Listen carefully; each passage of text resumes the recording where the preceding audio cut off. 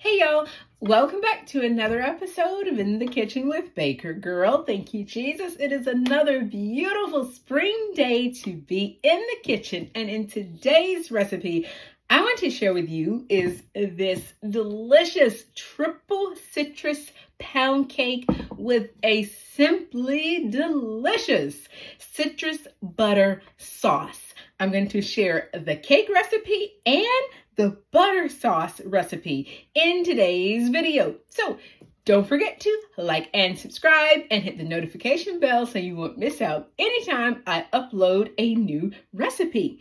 Now, let's get to baking. So here is all the ingredients that you are going to need for the cake. I like to put everything on a baking sheet. So as I use it, I remove it from the tray. That way I don't forget to put anything in the cake. And I will leave the full recipe in the description box below.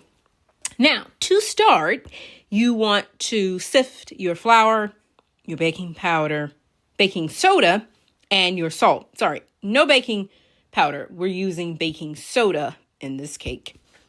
You want to sift that just makes sure you have a lighter cake.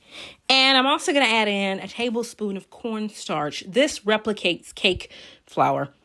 I'm not a fan of cake flour because most cake flour is bleached. So just to ward that off, plus that's another flour that I don't really bother to keep. So just add in some cornstarch or corn flour. And then I'm going to go ahead and add the granulated sugar to the bowl, and I'm going to zest all of my citrus. Now, for citrus, the flavor is actually in the zest. It's not really in the juice. That's where the tang and the acid is. But the actual flavor of an orange or a lemon is in the zest. So you want to use that zest, and that is what's going to add that really, really bold citrus flavor into the cake. Now, once I have all of my citrus zested, and you can go as much you can use. I use 2 limes. You can use 1. I use the zest of 2 oranges. You can use 1. You can go as heavy as you like. Then you want to go ahead and rub that citrus zest into the sugar. This is, you're really, really getting that flavor into the sugar, and you'll smell it. It'll just be wonderful. You're perfuming your sugar, just making sure all of those flavors are getting in there. Now, time to drag out the stand mixer, because we will be using a stand mixer to make this cake, but you can use a hand mixer, or if you are super hardy, you can make this cake by hand. That would be perfect. So I'm going to use 2.5 sticks of softened, unsalted butter. This is butter that is set at room temperature until it gets right around 70 degrees. That's kind of like your ideal temperature. You want to cream this. Now, this is a step that a lot of people mess up on. You need to really, really just let this butter and sugar cream for at least 5 to 7 minutes. And you'll know it's ready because it'll really, really get very whipped and pale looking. Now I am using vanilla bean paste, but you can use vanilla extract. However, vanilla bean paste is a little bit more concentrated, and it has a little bit more stronger flavor than vanilla extract. Vanilla extract can sometimes bake out of a recipe.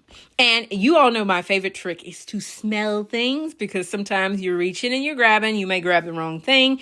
Your nose seldom get it wrong.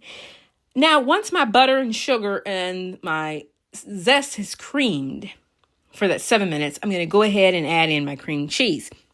You do not want to overbeat cream cheese. That's why I didn't add it in with the sugar and the butter. If you overbeat cream cheese, it will turn gluey, and your cake will have a sort of a gummy texture. It's not very great. And you all know I'm very fond of scraping down the bowl, and it should look like this when it's properly creamed.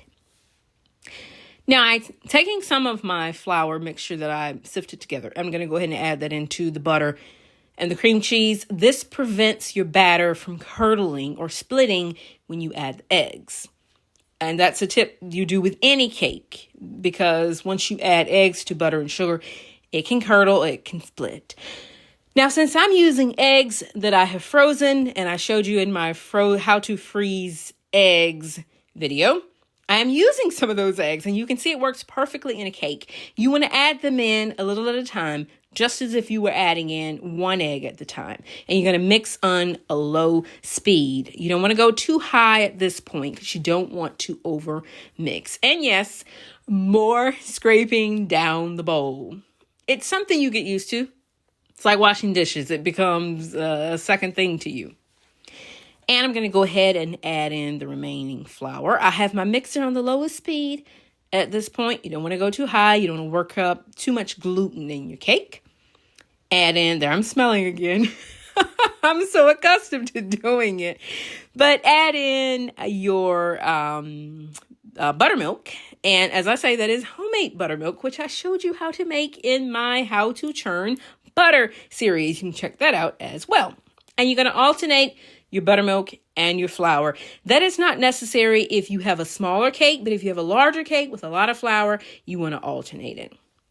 And for a little bit of extra citrus punch, I am going to add in, that is some powdered lemon extract.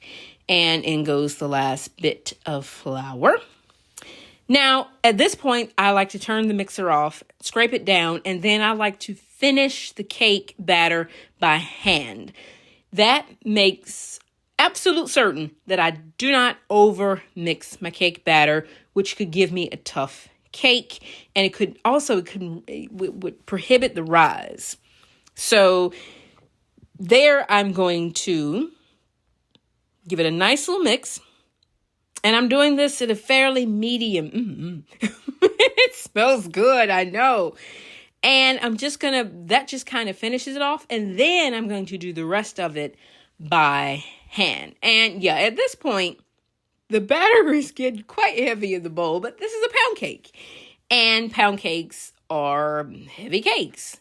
So scrape down your paddle and then go ahead and finish the batter off by hand. At this point, you do want to be cautious, but you must do this because stand mixers bowls have what they call the divot of doom down in the bottom where the paddle seldom reaches. So you got to do that because sometimes you can have sugar or butter stuck at the bottom and you want to incorporate that.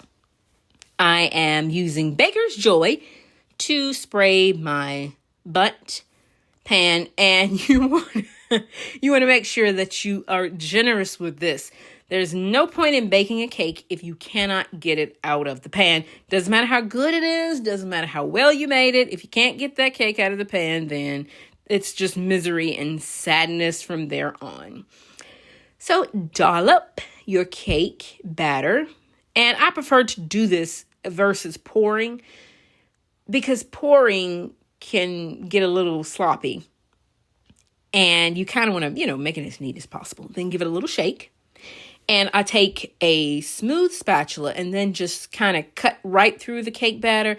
That removes some of those excess bubbles without banging the cake on the counter, which you would do. I just prefer to use the spatula. And into the oven she goes. And the cake bakes at 325 degrees for right around an hour.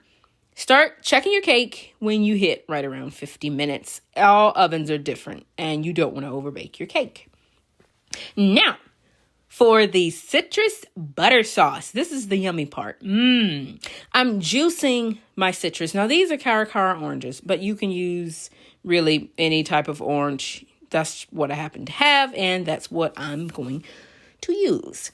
So juice all of your citrus, and how much butter sauce you want to make really depends on how much citrus you have. You can use more or you can use less. As I say, I have 2 oranges, 2 lemons, 2 limes, and I actually used 3 orange halves, and I reserved 1 because it would have made a little bit more butter sauce that I need. So go ahead and juice them up. I'm juicing them over a sieve just to catch any of the, the seeds or anything, because you want this to be a nice clear sauce without the pulp. Gonna add in a little bit of sugar. You can adjust this. This is entirely up to you how sweet or less sweet you want it to be. And because this is a butter sauce, you're going to go ahead and add in that remaining half a stick of butter that we left over from the cake batter. Now bring this to a boil and melt the butter. And then you're going to let this simmer until it gets nice and glossy and thick. It should look like this. And that'll take right around maybe 5 minutes. Pour that into a heat-proof measuring bowl. You want to put it in something that you can stick it back in the microwave if it starts to cool down too much, because you want the butter sauce to be somewhat warm and the cake to be warm when you pour the sauce over it. So the cake is out of the oven, and I'm using a cake tester to poke holes all over the cake. This just helps the butter sauce to soak on into the cake. You don't want it to just float on top because it doesn't really go all the way through the cake. And you want this to soak all the way into the cake. So my cake is warm. I let it cool for right around 20 minutes coming out of the oven. It should not be completely cooled, but it should not be screaming hot. If the cake is just out of the oven, the citrus sauce kind of evaporates because the cake is too hot. So let the cake cool a little. Then drizzle your citrus butter sauce over the cake.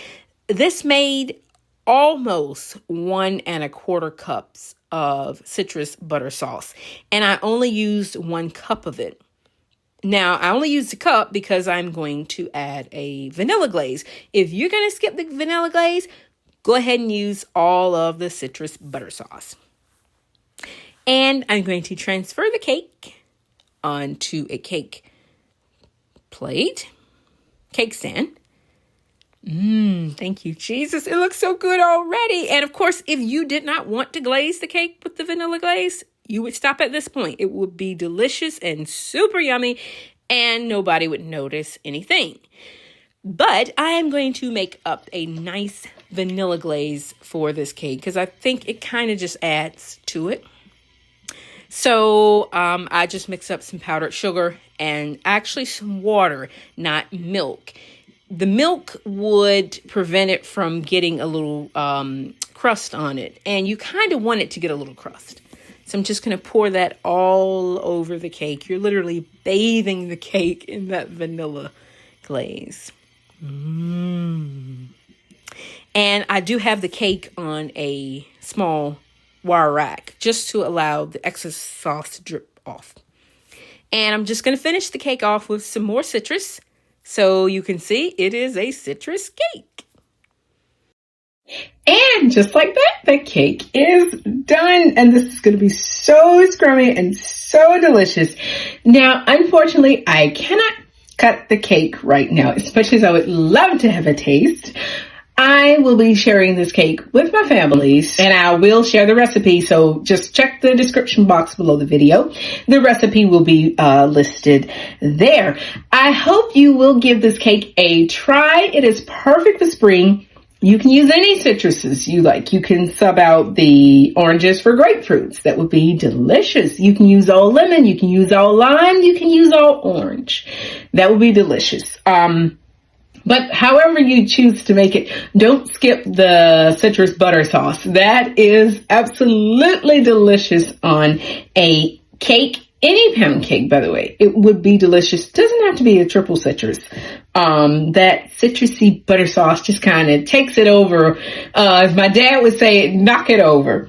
So I hope you guys will give the recipe a try, and I hope you enjoyed this video. If you do, please give the video a thumbs up. Don't forget to subscribe, and good Lord willing, I will see you guys again in another video. Take care, y'all. Bye.